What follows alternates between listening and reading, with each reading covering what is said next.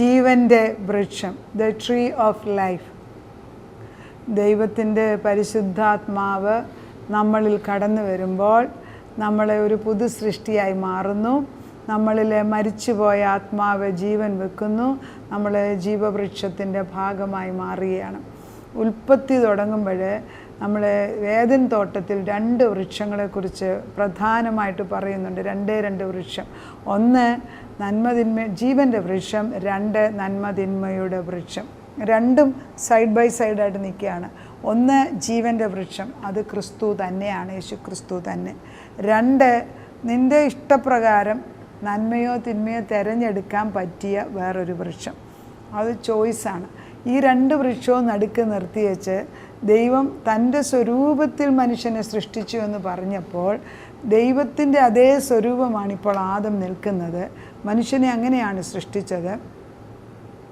പക്ഷെ ആദത്തിന് ദൈവത്തിൻ്റെ സ്വഭാവം എല്ലാം വന്നപ്പം അതിലൊരു ഫ്രീ ചോയ്സ്. ദൈവം ഒരിക്കലും അടിച്ചു പഠിച്ചാരെയും കമ്പൽ ചെയ്ത് അല്ലെങ്കിൽ ഉപദ്രവിച്ചാരെയും ഒന്നും ചെയ്യിപ്പിക്കില്ല. അപ്പോൾ ഒരു ഫ്രീ ചോയ്സ് എന്ന് പറയുമ്പം നിനക്കൊരു സ്വാതന്ത്ര്യമുണ്ട്. ദൈവത്തിൻ്റെ സ്വാതന്ത്ര്യം പോലെ നിനക്കും ഒരു സ്വാതന്ത്ര്യമുണ്ട് ഏത് തിരഞ്ഞെടുക്കണമെന്ന്. ഈ ദൈവത്തിൻ്റെ സ്വഭാവം മനുഷ്യനിലിട്ടത് എന്തിനാണെന്ന് ചോദിച്ചാൽ, ദൈവമല്ലേ, ദൈവത്തിൻ്റെ നന്മ മനുക്കൾക്ക് കൊടുക്കാതിരിക്കുമോ? നമ്മൾ ഈ അമ്മമാരാകുന്ന നമ്മൾ എന്തെങ്കിലും നല്ല ഭക്ഷണം ഉണ്ടാക്കിയാൽ നമ്മുടെ മക്കൾക്ക് എല്ലാം കൊടുക്കണം നമുക്ക് ആഗ്രഹം. ഒരാൾ മാറി നിന്നാൽ അവർ വരുന്നിടം വരെ നമ്മൾ അവർക്ക് വേണ്ടി അത് മാറ്റി വെക്കാൻ ആഗ്രഹിക്കും. നമ്മുടെ വീട്ടിൽ എന്തെങ്കിലും നല്ലത് നടന്നാൽ നമ്മുടെ കുഞ്ഞുങ്ങൾ അതിൽ വന്ന് ചേരണം നമ്മൾ ആഗ്രഹിക്കും. നമ്മൾക്കുള്ളതിൻ്റെ ഏറ്റവും ബെസ്റ്റ് നമ്മുടെ മക്കൾക്ക് കൊടുക്കാൻ ആഗ്രഹം. അത് നമുക്ക് മനസ്സിലാകും. അങ്ങനെയല്ലേ ദൈവം? അവനിലുള്ള ഏറ്റവും നല്ല സ്വഭാവങ്ങളിൽ ഒന്നാണ് ഫ്രീ ചോയ്സ്. നിനക്ക് ഇഷ്ടമുള്ളത് തിരഞ്ഞെടുക്കുക. അപ്പോൾ ദൈവ സ്വഭാവമാണെങ്കിൽ നീ നല്ലതേ തിരഞ്ഞെടുക്കും. അങ്ങനെ ദൈവം ആദ്യത്തിന് വായിക്കും തിരഞ്ഞെടുക്കാനുള്ള അവകാശം. ആ ദൈവീക സ്വഭാവം ദൈവത്തിൻ്റേത് ഈ ദൈവം ആദ്യം സൃഷ്ടിച്ച ആദത്തിലും ഇട്ടിരുന്നു. അത് മാറ്റി വെച്ച് കൊടുക്കുന്ന ദൈവമല്ല, നന്മയുള്ള ദൈവമായത്. പക്ഷേ കുറച്ച് കഴിഞ്ഞപ്പോൾ ആദത്തിന് ഈ സത്യദൈവം അല്ലെ പിതാവാം സൃഷ്ടിച്ച ദൈവത്തിന് മാറി നിൽക്കേണ്ട അവസ്ഥയുണ്ടായി. ഹവ്വായിൽ പിശാച്, അതായത് ഭൂമി ദൈവം മനുഷ്യനെ ഏൽപ്പിച്ചപ്പം ഈ ഭൂമി തിരിച്ച് മനുഷ്യൻ്റെ കയ്യിൽ നിന്ന് പിടിച്ചെടുക്കാൻ വേണ്ടി പിശാച് ഒരു തന്ത്രം കണ്ടുപിടിച്ചതാണ് ഹവ്വായ്ക്ക് ദുഷ്ടചിന്ത ഇട്ട് കൊടുക്കുക. പല പ്രാവശ്യം അവൾ ചെന്ന് കാണും. പല പ്രാവശ്യം ദുഷ്ടപിശാചി ഇവളുടെ അടുക്കൽ ചെന്നിട്ട് പറഞ്ഞ് ലാസ്റ്റിൽ അവളെ കൺവിൻസ് ചെയ്യുകയാണ്. എന്താ ഈ നന്മതിന്മയുടെ വൃക്ഷത്തിൻ്റെ ഫലം കഴിച്ചാൽ നീ മരിച്ചു പോകുമോ? ഒരു ചോദ്യമാണ്. അല്ല, മരിച്ചു പോകല്ലോ, ദൈവം പറഞ്ഞിട്ടുണ്ടോ നീ മരിച്ചു? അപ്പം ചോദ്യവും ഉത്തരവും എല്ലാം കൺഫ്യൂഷനാണ്. അപ്പോൾ അവൾക്ക് കൺഫ്യൂഷൻ ഉണ്ടായിട്ട് അവൾ പറഞ്ഞു ദൈവം തുടരുതെന്നാണ് പറഞ്ഞെന്ന്. ദൈവം നന്മതിന്മയുടെ വൃക്ഷത്തെ തുടരുതെന്നൊന്നും പറഞ്ഞില്ല, അത് ഭക്ഷിക്കരുതെന്ന്. അപ്പം കേട്ടത് തന്നെ ശ്രദ്ധിച്ചല്ല. ദൈവവുമായിട്ടുള്ള ഉറ്റ ബന്ധം ക്രമേണ ഹവ്വായിൽ നിന്നും ആദത്തിൽ നിന്നും മാറിപ്പോയി. ദൈവത്തിന് വിപരീതമായിട്ട് ജീവവൃക്ഷം നടുക്ക് നിന്ന് എന്നും ജീവവൃക്ഷത്തിൻ്റെ ഫലം കഴിക്കുമ്പോൾ ആ ഫലം കഴിക്കുന്നിടത്തോളം കാലം നിനക്ക് ജീവൻ്റെ ആത്മാവാണ് നിൽക്കുന്നത്, ദൈവത്തിൻ്റെ ആത്മാവ്. പക്ഷേ ജീവവൃക്ഷം ഫലം കഴിക്കുന്ന നിർത്തി വെച്ച് അവിടെയുള്ള വേറെ പല ഫലങ്ങളുമൊക്കെ കഴിച്ച് ദൈവത്തെ മറക്കാൻ തുടങ്ങി. അധിക സുഖങ്ങളും സൗകര്യങ്ങളും വരുമ്പം നമ്മൾ ദൈവത്തെ മറക്കുന്ന റീസൺ അതുകൊണ്ടാണ്. ഈ ദൈവമാണ് നമുക്ക് എല്ലാ നന്മയും ചെയ്തെന്ന് നമ്മളങ്ങ് മറന്നു പോകും. അതുകൊണ്ട് ആരെങ്കിലും ഓർപ്പിച്ചു തരണം. അത് ഈ ജോൺ അനീസിക്ക് എന്ന് പറഞ്ഞ ഒരാൾ പ്രാർത്ഥിക്കുമ്പോൾ പ്രസംഗിക്കുമ്പോൾ അയാൾ പറയും, കുറേ നാൾ കഷ്ടം വന്നില്ലേ അയാൾ ചോദിച്ച് വാങ്ങിക്കുമെന്ന്. ഞാനത് ചിന്തിക്കാറുണ്ട്, ശരിയല്ലേ എന്ന്. കാരണം ഒത്തിരി സുഖമായാൽ നമ്മുടെ ജഡം അങ്ങ് പൊങ്ങിയിട്ട് നമ്മൾ ദൈവത്തെ മറന്നു പോകും. അപ്പം ദൈവത്തിന് അറിയണമെങ്കിൽ ഒരു തീഷ്ണത വരണമെങ്കിൽ ഇടയ്ക്കിടയ്ക്ക് കഷ്ടം വരുന്നത് നല്ലതാണ്. ദാവീദ് പറഞ്ഞിട്ടുണ്ടല്ലോ, എനിക്ക് കഷ്ടം വന്നത് നന്നായി, അതിനാൽ ഞാൻ ദൈവത്തിൻ്റെ ചട്ടങ്ങൾ പഠിച്ച് ദൈവത്തോട്. അപ്പം ദാവീദ് ഒരാളാണ് സ്വർഗത്തിൽ പോകുമ്പം നമ്മൾ നോക്കിയാൽ എപ്പോഴും സ്വർഗത്തിൽ ചെല്ലുമ്പോൾ നമ്മൾ ഈ വെളിപ്പാടി പഠിക്കുന്നുണ്ട്. തൻ്റെ കിരീടങ്ങൾ, അതായത് വിശുദ്ധന്മാരുടെ തലയിൽ വെച്ചിരിക്കുന്ന കിരീടം അവരെപ്പോഴും താഴെ പിതാവിൻ്റെ ദൈവത്തിൻ്റെ മുമ്പിൽ ഇറക്കി വെക്കും. എന്നിട്ട് വെക്കും തോറും വേറെ കിരീടം വെച്ച് കൊടുക്കും. അപ്പോൾ ഇവരുടെ തലയിലുള്ള, പക്ഷെ ഒരാൾ മാത്രമേ ഉള്ളൂ ഒരു കിരീടം എപ്പോഴും എൻ്റെ തലയിൽ കാണുന്നത്. അത് ദാവീദിൻ്റെ തലയിലാണ്. രാജാവ് ദാവീദിൻ്റെ സിംഹാസനം ദൈവം എസ്റ്റാബ്ലിഷ് ചെയ്ത് കഴിഞ്ഞു, അത് യേശുക്രിസ്തുവിൽ. അതുകൊണ്ട് ദാവീദിൻ്റെ സിംഹാസനത്തിനെ ആർക്കും ചോദ്യം ചെയ്യാനൊക്കത്തില്ല. അതേ കുലത്തിലാണ് യേശുക്രിസ്തു വന്നത്. ബിക്കോസ് സ്വർഗത്തിലും ഭൂമിയിലും സിംഹാസനത്തിൻ്റെ ഇരിക്കേണ്ടിയവൻ യേശുക്രിസ്തു മാത്രമാണെന്ന് സ്ഥിരീകരിച്ചു. അപ്പോൾ നമ്മൾ ജീവവൃക്ഷത്തെക്കുറിച്ച് പഠിക്കുമ്പം ഞാൻ പറഞ്ഞല്ലോ, ജീവവൃക്ഷം ക്രിസ്തു തന്നെയാണ്. ആദ്യമേ നമ്മൾ ജീവവൃക്ഷം കാണുന്ന ഏദൻ തോട്ടത്തിലാണ്. നമുക്ക് ദൈവം സകലതിനെ അടക്കി ഭരിക്കുവാൻ അവകാശം തന്നു. ഈ അധികാരം അവകാശം കിട്ടിയപ്പം പിശാചിനെ പിടിച്ചില്ല. അപ്പോൾ അവനെ ഭൂമിയിൽ വെട്ടേറ്റ് നിലം പതിച്ച് അരുണോദയ ശുക്രനായിട്ട് ഭൂമിയിൽ അവൻ ഊടാടി നടക്കുന്നുണ്ട്. അവന് ശരീരമില്ല. അപ്പം എന്താ നോക്കിയപ്പോൾ പിശാച് നോക്കുമ്പം ദൈവത്തിൻ്റെ അതേ രൂപത്തിലുള്ള ശരീരമുള്ള ഒരു മനുഷ്യൻ ഇവിടെ കിടക്കുന്നു. അപ്പോൾ ഇവനെ എങ്ങനെയെങ്കിലും എൻ്റെ പക്ഷത്താക്കിയാൽ പിശാചിന്, ആത്മാവിന്, ഞാൻ പറഞ്ഞിട്ടുണ്ടല്ലോ, ആത്മാവിന് ശരീരമില്ല ഭൂമിയിൽ. അപ്പം ഒരു ശരീരം ഇവന് ആവശ്യമുണ്ട്. ആ ശരീരം കിട്ടാൻ വേണ്ടി ഇവൻ ഊടാടി നടക്കുകയാണ്. അങ്ങനെ അവൻ പാമ്പിൻ്റെ ഉള്ളിൽ കയറി പാമ്പിനെ കൊണ്ട് വശീകരിപ്പിച്ച് ഹവ്വ ദൈവത്തിനെതിരായിട്ട് ചെയ്തു. ഹവ്വ ദൈവത്തിനെതിരായിട്ട് ചെയ്ത പോലെ ആദമും ചെയ്തു. രണ്ടുപേരും. ഒരാളെങ്കിലും മാറിയിരുന്നെങ്കിൽ ഒരാൾ പറയുന്നത് കേട്ടിട്ടുണ്ട്, ആദം കഴിക്കാതെ പൊട്ട നീ എന്തിനാ അത് കഴിച്ചതെന്ന് ചോദിച്ച് വഴക്ക് പറഞ്ഞിട്ട് ദൈവസന്നിധിയെ കൊണ്ടെടുത്തിരുന്നെങ്കിൽ ദൈവം വേറെ പരിഹാരം കണ്ടുപിടിച്ചേനേമായിരുന്നു. ഞാനും ചിലപ്പോൾ അങ്ങനെ ചിന്തിക്കാറുണ്ട്. പലതും നമ്മുടെ കുടുംബങ്ങളെ കുഴിച്ച് ഏറ്റവും താഴെ അവസ്ഥയിലാകുമ്പോൾ നമ്മൾ ദൈവത്തിൻ്റെ അടുക്ക് കൊണ്ടു ചെല്ലത്തുള്ളൂ. നമ്മളോട് കർത്താവിൻ്റെ ആ നേർവഴിയിൽ കൂടെ നടക്കാനുള്ള ഭാഗ്യം എത്ര പേർക്കുണ്ട്? അതങ്ങനെയുള്ളവരുണ്ടോ? എല്ലാവരും പാപം ചെയ്ത് ദൈവ തേജസ് ഇല്ലാത്തവരായി എന്നാണ് വേദപുസ്തകത്തിൽ എഴുതിയിരിക്കുന്നത്. അപ്പോൾ നേർവഴി തിരഞ്ഞെടുത്തവർ കുറവായിരിക്കണമല്ലോ. പിന്നെ അൾട്ടിമേറ്റ്ലി വി റീച്ച് ദെയർ, അത് ദൈവത്തിൻ്റെ ഒരു കൃപ കൊണ്ട്. അപ്പോൾ ജീവവൃക്ഷത്തിൻ്റെ ഈ ഫലം എത്ര വേണമെങ്കിലും എപ്പോൾ വേണമെങ്കിലും കഴിക്കാം നമുക്ക്. അതായത് ക്രിസ്തുവിനെ എത്ര വേണമെങ്കിലും നമുക്ക് ഉൾക്കൊള്ളാം, എത്ര വേണമെങ്കിലും അവനിൽ അനുഭവിക്കാം.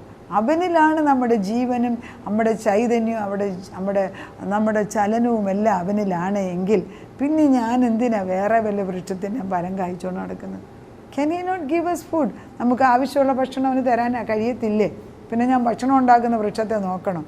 കാരണം ദൈവം കാണിക്കുന്നുണ്ട്, യേശുക്രിസ്തു ജീവിച്ച കാലത്ത് 5 അപ്പവും 2 മീനും കൊണ്ട് കൊടുത്തപ്പോൾ അത് 5000 പേരെ പോഷിപ്പിച്ചു. ശിഷ്യന്മാർക്ക് ഒരിക്കലും ഭക്ഷണം ഇല്ലാതെ പട്ടിണി കിടക്കേണ്ട ആവശ്യം ഉണ്ടായിട്ടില്ല. അപ്പം നമ്മൾ മനസ്സിലാക്കേണ്ടത് ക്രിസ്തുവാണ്, ആ ജീവവൃക്ഷമാണ് എന്നിലും നിങ്ങളിലും ഉണ്ടെങ്കിൽ അതിൻ്റെ ഫലം കാണിക്കും. ദൈവത്തിൻ്റെ ഏറ്റവും വലിയ ആഗ്രഹം നമ്മൾ ആ ജീവവൃക്ഷം കഴിച്ച് അവനിൽ തന്നെ വസിക്കണമെന്നായിരുന്നു. അവിടെ മരണമില്ല. ജീവവൃക്ഷം കഴിക്കുന്നിടത്തോളം കാലം മരണമില്ല. അതുകൊണ്ടാണ് പാപം ചെയ്ത് കഴിഞ്ഞപ്പോൾ ദൈവം പറയുന്നുണ്ട്, ഇവൻ പാപവും ചെയ്യും, പിന്നെ ഇവൻ മരിക്കാതെ ഇരുന്നാൽ എന്തൊരു കഷ്ടമാണ്. അവൻ പാപം ചെയ്ത് മരിക്കാതിരിക്കുന്ന ദുരിതമാണ്. അതുകൊണ്ടാണ് ദൈവം പാപം ചെയ്ത് കഴിഞ്ഞുടനെ ഏദൻ തോട്ടത്തിൽ നിന്ന് ഇറക്കി വിടേണ്ട ആവശ്യമുണ്ടായി. കാരണം ജീവവൃക്ഷത്തിൻ്റെ ഫലം കഴിച്ചാൽ അവൻ ജീവിച്ചിരിക്കും. വളരെ സിമ്പിളല്ലേ ഇത്? പക്ഷെ ആ നഷ്ടപ്പെട്ട ജീവൻ, അതായത് ക്രിസ്തുവിനെ ആദത്തിൽ നിന്ന് അവയെന്ന് പോയപ്പോൾ അവർ വെറും ജഡമായി മാറി. പിന്നെ ആത്മാവില്ലാത്ത മനുഷ്യനാണ്. ആത്മാവില്ലാത്ത മനുഷ്യൻ കാട്ടിക്കൂട്ടിയ കോലാഹലങ്ങൾ പറഞ്ഞാൽ ഈ 6-ാം അധ്യായം എപ്പോഴേ ദൈവം പറയുന്നു, മനുഷ്യനെ കൊണ്ട് ഞാൻ മടുത്തു, ഞാൻ മനുഷ്യനെ സൃഷ്ടിച്ചതിൽ ദുഃഖിക്കുന്നു എന്ന് പറഞ്ഞു. അങ്ങനെ നോഹയുടെ വെള്ളപ്പൊക്കം ഉണ്ടായി. പിന്നെയും ദൈവം കരുണ തോന്നി ഒരു കുടുംബത്തെ, പിന്നെയും ദൈവം മനുഷ്യനെ വർദ്ധിപ്പിക്കുന്നു. ഇപ്പോഴെന്താ വിശേഷത? ഒരു വിശേഷതയില്ല. ദൈവം സൊദോം ഗൊമോറ പോലെ നമ്മളെ നശിപ്പിക്കാതെ ഇരിക്കുന്നത് ഞാൻ ചിലപ്പം വിചാരിക്കും, അന്ന് ദൈവം നോഹയ്ക്ക് കൊടുത്ത വാഗ്ദത്തം കൊണ്ടാണ്. അന്ന് പറഞ്ഞ് വെള്ളം കൊണ്ട് നശിപ്പിക്കത്തില്ലെന്ന്, ഇനി തീ കൊണ്ടായിരിക്കും. അത് ദൈവം അയക്കണ്ട, മനുഷ്യൻ തന്നെ ചെയ്തോളും. ആ ഒരു കാലത്തിലാണ് നമ്മൾ ജീവിക്കുന്നത്. ദൈവത്തിൻ്റെ ജീവവൃക്ഷത്തിലേക്ക് കടന്നു വരാൻ ദൈവം വിളിക്കുമ്പം സങ്കീർത്തനം 1 പറയുന്നുണ്ട്, ഈ ജീവവൃക്ഷത്തിൻ്റെ നമ്മൾ ആദ്യമേ യേശുവിനെ രക്ഷിതാവായിട്ട് സ്വീകരിക്കണം. യേശുവിനെ സ്വീകരിക്കാൻ നമ്മുടെ ഹൃദയത്തിൽ പരിശുദ്ധാത്മാവ് കടന്നു വരും. പിന്നെ നമ്മൾ ദൈവത്തിൽ ദിനം പ്രതി അപ്പം പുതിയൊരു സൃഷ്ടിയായി, എ ന്യൂ ക്രീച്ചർ എന്നാണ് ഇംഗ്ലീഷിൽ പറയുന്നത്. ന്യൂ മാൻ എന്നല്ല, എ ന്യൂ ക്രീച്ചർ, പുതിയൊരു സൃഷ്ടി. ആ സൃഷ്ടിയുടെ കഴിവും ബലവും ബുദ്ധിയും നമുക്ക് മനസ്സിലാകത്തില്ല. അത് നമ്മുടെ ഈ ലോകത്തിലുള്ള ഈ ബുദ്ധി വെച്ച് മനസ്സിലാകത്തില്ല. അതെല്ലാം കളഞ്ഞിട്ടാണ് നമ്മളിവിടെ ജീവിക്കുന്നത്. പക്ഷെ ദൈവം പറയുകയാണ്, അതിലേക്ക് തിരിച്ചെടുക്കാൻ വേണ്ടിയാണ് പിതാവാം ദൈവം തൻ്റെ പുത്രനായ യേശു ക്രിസ്തുവിനെ ആ ജീവവൃക്ഷത്തെ കന്യകയിൽ അയച്ചു തന്നത്. അങ്ങനെ ഒരു ദൈവത്തിൻ്റെ പരിശുദ്ധാത്മാവിൽ കന്യകമറിയാമിലുള്ള ആ ഒരു വിത്തിൽ നിന്ന് ഒരു പുതിയ ശിശുവിനെ ഭൂമിക്ക് അയച്ചു തന്നത് യേശുക്രിസ്തുവാണ്. ആ യേശുക്രിസ്തു ജീവൻ്റെ വൃക്ഷം തന്നെയാണ്.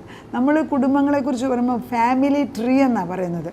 കുടുംബങ്ങളെ ഒരു വൃക്ഷമായിട്ടാണ് സൃഷ്ടിക്കുക. മനുഷ്യനെ ഒരു വൃക്ഷമായിട്ടാണ് ദൈവം കാണുന്നത്. ജീവവൃക്ഷം എന്ന യേശുവിനെ പറയുന്നത്. അപ്പോൾ ആ വൃക്ഷത്തിൻ്റെ തണലിൽ ജീവിക്കണമെങ്കിൽ യേശുവിൻ്റെ അടുക്കൽ വേണം. അതുപോരാ, ജീവവൃക്ഷ പോലെയായി മാറാൻ നമ്മൾ ഓരോരുത്തരും ക്രിസ്തുവിനെ പോലെയായി മാറണം. അങ്ങനെ ഒരു ജീവവൃക്ഷത്തിൻ്റെ ഒരു തോട്ടം നമുക്കുണ്ടെങ്കിൽ എന്ത് ഭംഗിയാണ്. നമ്മളൊന്ന് ചിന്തിച്ച് നോക്കിയിട്ടുണ്ടോ? നമ്മൾ ഒത്തിരി പ്രയാസമുള്ളപ്പോഴൊക്കെ നമ്മൾ വിചാരിക്കും, പലപ്പോഴും ഞാനിങ്ങനെ എനിക്ക് എന്തെങ്കിലും വിഷമമുണ്ടെങ്കിൽ എവിടെയെങ്കിലും ഒരു ഗാർഡനിൽ പോയി ഒരു തോട്ടത്തിൽ പോയി കുറച്ച് നേരം ചുമ്മാതെ നിന്നിരുന്ന ആ ചെടികളെല്ലാം കാണുമ്പോൾ നമ്മൾ വിഷമിച്ച് എന്തിനാണെന്ന് മറന്നുപോകും. എന്തൊക്കെയോ വിഷമം കൊണ്ടാണ് വന്നത്. അതാണ് യേശുവിൻ്റെ അടുക്കലിരിക്കുമ്പോൾ അനുഭവം. നമ്മുടെ ജീവിതത്തിൽ, ഈ ലോക ജീവിതത്തിൽ യേശുവിനെ സ്വീകരിച്ചവരെല്ലാവരും ജീവവൃക്ഷത്തിൻ്റെ ഭാഗമായി മാറുന്നു, അല്ലെ ജീവവൃക്ഷങ്ങളായി മാറുന്നു. അതുകൊണ്ട് ഞാൻ പലപ്പോഴും പ്രാർത്ഥിക്കുമ്പം കാണുന്ന ഒരു ദർശനമാണ്. പലപ്പോഴും യേശു വന്നിട്ട് വലിയ വിത്തുകൾ എന്നെ ഏൽപ്പിക്കും, ഒത്തിരി വിത്തുകൾ. ഞാൻ ഓരോരുത്തർക്കും അത് കൊടുക്കും. എന്നിട്ട് അവരെല്ലാം അവരുടെ വീട്ടിലത് വളർത്തിയെടുക്കും. അതെല്ലാം ജീവവൃക്ഷമാണ്. അതിൻ്റെ വചനങ്ങൾ, ഞാൻ ദൈവവചനം അയക്കുന്നത് ജീവവൃക്ഷത്തിൻ്റെ വചനമാണ്. അത് വളർത്തിയെടുക്കണം. നമ്മൾ ഓരോരുത്തരും യേശുവിനെ പോലെ ആകണം. ജീവവൃക്ഷത്തിൻ്റെ തണലിൽ, ഒരു പാട്ടുണ്ട്, ജീവവൃക്ഷ തണലിൽ നമ്മൾ ജീവിക്കാൻ പഠിക്കണം. ഞാൻ പറഞ്ഞ ജീവവൃക്ഷത്തിൻ്റെ തണലല്ല, നമ്മൾ ഓരോരുത്തരും ജീവവൃക്ഷമായി മാറാൻ ദൈവം അനുഗ്രഹിക്കട്ടെ. ദൈവം നമ്മുടെ കൂടെ ഉണ്ട്. നമ്മളെ ഏൽപ്പിച്ചിരിക്കുന്ന ലോകം, അല്ലെ ഭൂമി, നമ്മളെ ഏൽപ്പിച്ച 115 സങ്കീർത്തനം 115 വാക്യം, ഭൂമി മനുഷ്യനെ ഏൽപ്പിച്ചിരിക്കുക. ആ ഭൂമിയെ നമ്മൾ സ്വർഗമാക്കാൻ ശ്രമിക്കുക. നമ്മൾ താമസിക്കുന്നിടമെങ്കിലും കുറഞ്ഞത് ദേശം, നമ്മുടെ മക്കൾ, മരുമക്കൾ, കൊച്ചുമക്കൾ എല്ലാം ഈ ജീവവൃക്ഷത്തിൻ്റെ അംഗങ്ങളായി മാറട്ടെ. ദൈവം നമ്മളെ അനുഗ്രഹിക്കട്ടെ. നാഥ, ജീവവൃക്ഷത്തിൻ്റെ തണലിൽ വന്നിരിക്കാൻ തക്കവണ്ണം ഈ ലോകത്തിൻ്റെ ആക്ടിവിറ്റീസ് 100 കാര്യങ്ങളാണ് ഒരു ദിവസം. ആരോട് ചോദിച്ചാൽ ആർക്കും സമയമില്ല. എല്ലാവരും എന്താ കാണിക്കുന്നതെന്ന് അവർക്ക് തന്നെ അറിയത്തില്ല. എത്ര പേര് ജീവവൃക്ഷത്തിൻ്റെ തണലിൽ ഇരിക്കുന്നുണ്ട്? ആ ജീവൻ്റെ ഫലം എത്ര പേര് കഴിക്കുന്നുണ്ട്? ക്രിസ്തുവാകുന്ന ജീവവൃക്ഷത്തെ എത്ര പേര് ആശ്രയിക്കുന്നുണ്ട്? എല്ലാവരും മഹദിയാം ബാബിലോൺ ഉണ്ടാക്കുകയാണ്. എല്ലാവരും ബാബേൽ ടവർ ഉണ്ടാക്കുകയാണ്. അപ്പുറത്തെ ആളുണ്ടാക്കുന്നതിൽ കൂടുതൽ വലുത് എനിക്കിവിടെ ഉണ്ടാക്കണമെന്ന് പറഞ്ഞ എവിടെ സമാധാനം? പണ്ട് 10 മക്കളുള്ള കുടുംബങ്ങളിൽ സന്തോഷവും ചിരിയും ഉണ്ടായിരുന്നു. ഇന്ന് 1 മക്കളെ ഉള്ളെങ്കിലും അമ്മയപ്പന്മാർ ദുഃഖിക്കുക. എവിടെയാണ് സമാധാനം? നിൻ്റെ ആത്മാവുള്ളിടത്ത് സമാധാനമുണ്ട്. ജീവവൃക്ഷത്തിൻ്റെ തണലിൽ ജീവ ഉറവയുണ്ട്. ക്രിസ്തുവിൽ എന്നേക്കുമുള്ള സമാധാനം തരുന്നുണ്ട്. തലമുറയുടെ ദൈവം കടന്നു വന്ന് അബ്രഹാമിനെ അനുഗ്രഹിച്ച് നിൻ്റെ കുടുംബത്തിലേക്ക് മാറ്റിത്തിരിപ്പിച്ചതുപോലെ ഞങ്ങളെ ഓരോരുത്തരെയും നിന്നിലേക്ക് ആകർഷിക്കണമേ. ഞങ്ങളുടെ തലമുറകൾ ഒരെണ്ണം പോലും നശിച്ചു പോകരുത്. ഞങ്ങളുടെ പ്രാർത്ഥനാ കൂട്ടത്തിലുള്ളവർ, ഞങ്ങളുടെ വചനം കേൾക്കുന്നവർ ഈ ജീവവൃക്ഷത്തിൻ്റെ ഭാഗങ്ങളാക്കി മാറ്റണം. അനേക ജീവവിത്തുകൾ എറിയുക അപ്പച്ച. ഈ ജീവവിത്ത് കടന്നു ചെല്ലുന്ന ഭവനങ്ങളിലെല്ലാം അത് പരിപാലിച്ച് ആ നല്ല നിലമാക്കി, മുള്ളും പറക്കാരെല്ലാം പറിച്ച് കളഞ്ഞേച്ച് നല്ല നിലമാക്കി നല്ല വിത്തിട്ടത് കിളിപ്പിക്കട്ടെ അപ്പച്ച. അത് അപ്പച്ചൻ തന്നെ കിളിപ്പിച്ചെടുത്താട്ടെ. അനേക കുടുംബങ്ങളിൽ സമാധാനം കടന്നു വരട്ടെ. യേശു എൻ്റെ ഭവനത്തിലുണ്ടെങ്കിൽ എനിക്കൊന്നിനും കുറവില്ല. ആ ഒരാത്മാവിൻ്റെ സത്യം അവരെ പഠിപ്പിച്ചു കൊടുക്കണമേ. ഞങ്ങൾ നിന്നെ സത്യത്തിലും ആത്മാവിലും സ്വീകരിക്കാൻ തക്കവണ്ണം ജീവൻ്റെ ആത്മാവിനെ പകർന്നു കിട്ടിയവരായി ജീവിപ്പാൻ അനേകർക്ക് ഈ ആത്മാവിൻ്റെ വെളിച്ചം കൊടുക്കുന്നവരാക്കി മാറ്റണമെന്ന് പ്രാർത്ഥിക്കുന്നു. അവിടുന്ന് പ്രാർത്ഥന കേട്ട് ഉത്തരം തന്നതിന് നന്ദി. യേശു ക്രിസ്തുവിൻ്റെ പുണ്യനാമത്തിൽ തന്നെ ആമേൻ.